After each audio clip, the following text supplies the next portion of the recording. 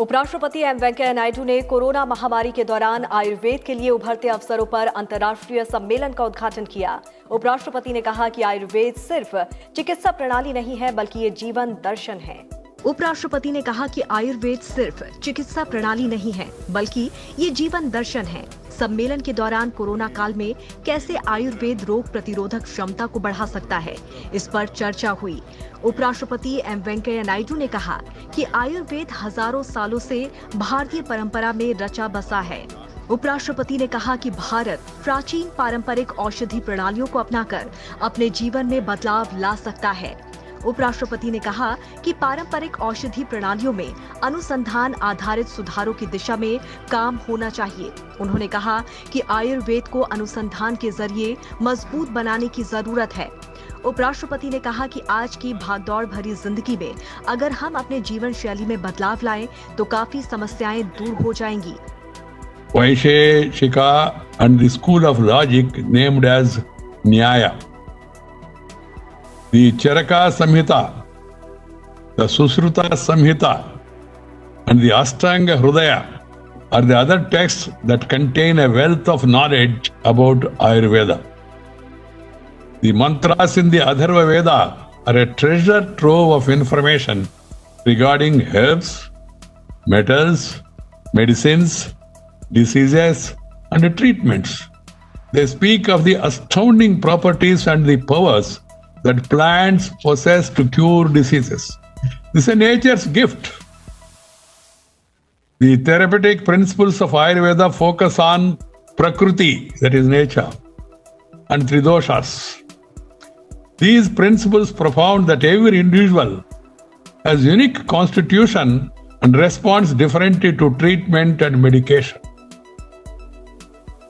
In Ayurveda, it is believed that a perfect balance between the nature's elements and the Tridoshas of the human body should be maintained for a healthy state of living.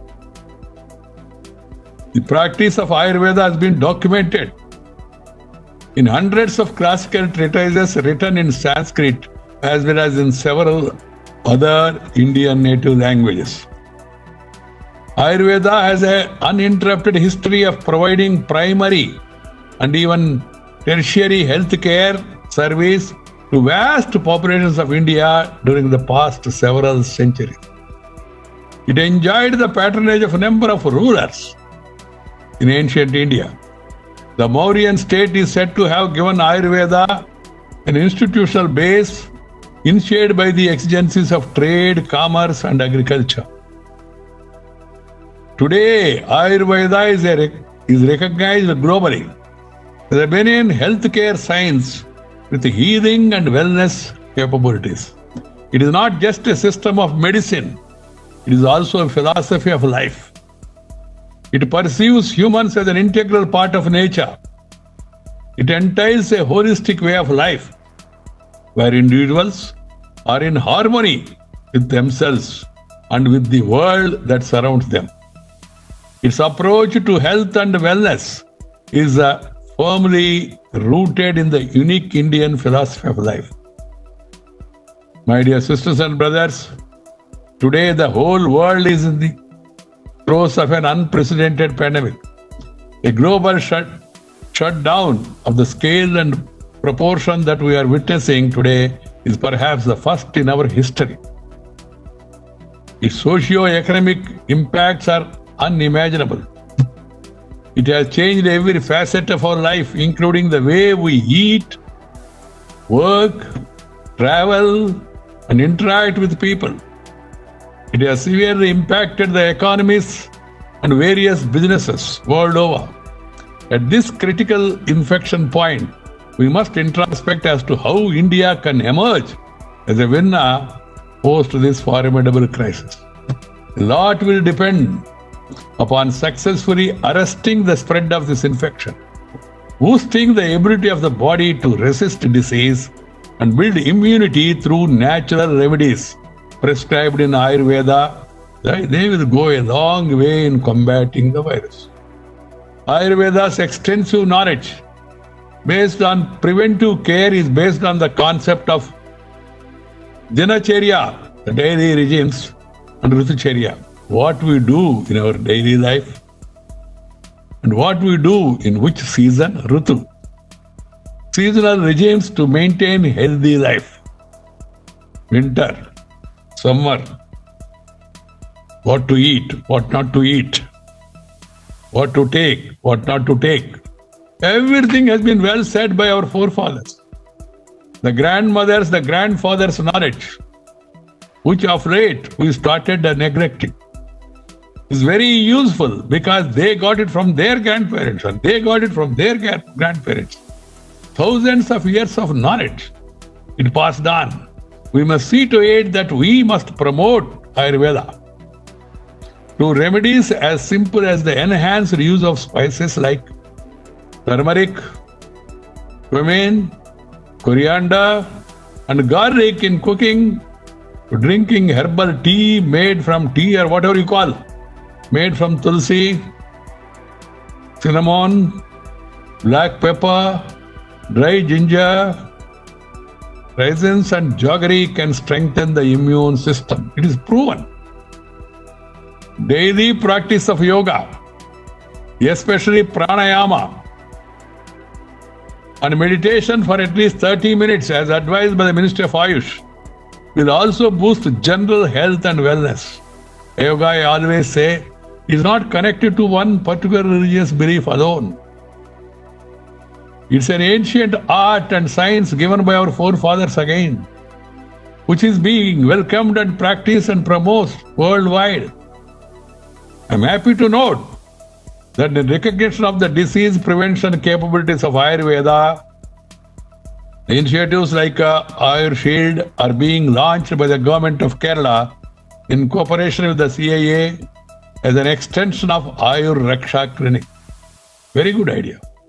Ayurveda can provide answers to recurrent epidemics hitting India and the world. There is a need to further explore the properties of Ayurvedic medicines through well-documented scientific evidence and take the many benefits of Ayurveda to people across India and the world. India is already the source of affordable and quality drugs to the world. Ayurveda is comparatively cheaper that way. The common people can afford it. It can also become the healer to the world and the most preferred destination of wellness and medical tourism globally. For this to happen, we must further consolidate and benchmark our traditional systems of medicines through empirical evidence. At the same time, Ayurveda must evolve constantly to remain relevant as an effective healthcare system based on observations and empiricism. I urge the private companies and the government to come together, set up state-of-the-art R&D facilities to develop and test new medicines. These institutions must also act as centers for consolidation and rigorous documentation of developments in different streams of indigenous medicines happening across India and world over. Nations must volunteer to share this information and knowledge about their traditional systems of medicines so that they benefit the entire humanity, especially during times of global crisis like coronavirus. However, any protocol or practice must be evidence-based. There must also be interdisciplinary interaction between traditional and modern systems of medicine so that they learn from one another and support each other in the quest for overall wellness. Ayurveda is also increasingly being recognized for its capabilities in dealing with non-communicable diseases, musculoskeletal disorders, degenerative and lifestyle ailments, and pre- and post-natal care. Very, very important. The strength of Ayurveda becomes especially relevant in the wake of rising incidence of non-communicable and lifestyle diseases in India. The Government of India's Ayushman Bharat is the largest health insurance scheme in the world. The immense reach of such schemes can be used to take benefits of Ayurveda to one and all. The Ayurveda industry also is a massive employment provider. Hence, we must design skilling programs focused upon Ayurveda and allied sectors. This will also help boost service export. We must also invest more resources in our traditional systems of medicine, especially by encouraging and promoting more health startups. Ayurveda must make use of immense possibilities of modern technology. Players in Ayurveda must collaborate with bodies like the National Innovation Foundation. It can connect Ayurveda to hitherto undiscovered technology spheres and find a solution to popularizing Ayurveda globally. We must also ensure that our insurance sector supports Ayurveda. We must also undertake constant monitoring to ensure that the quality of our medicines, treatment, protocols, and overall management process are of impeccable quality.